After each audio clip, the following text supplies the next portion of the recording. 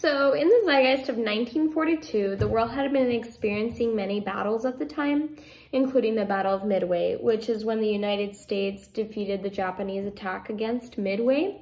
at the time, as well as when past contributors such as Hall, Whitmer, Pavlov, and Thorndike got to influence the mental illnesses when approaching such things as that was created in hydrotherapy that had come into play in the 1930s and influenced that of Carl Rogers went into doing. So I think during this time frame is what influenced Carl Rogers in doing so is not only the psychologist from the past, but being able to experience the battle and just being able to see that grief and just having to see the whole country kind of in shambles was, I bet, was hard. And so in trying to do so, just trying to really grasp hold on people's behaviors and why they treat people the way they do and why they do the things they do. So I think he was able to fundamentally approach the aspect of being able to approach those with mental illness. And I also would like to say that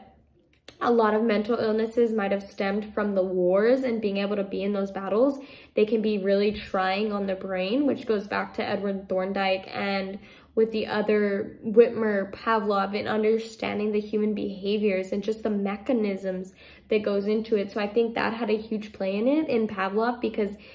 being able to understand the mechanisms of the brain can be very concerning and very detailed. So he was able to really set the foundation for being able to expand on learning techniques with different therapies of mentally ill people. And not just only that, people with disorders as well. And thus giving Carl Rogers the ability to set a foundation of understanding of the mental illness, different mental illnesses, and how to attempt to understand the various behaviors within people, not just only at that time, but to influence the people after him and to just be able to continue within the world of psychology.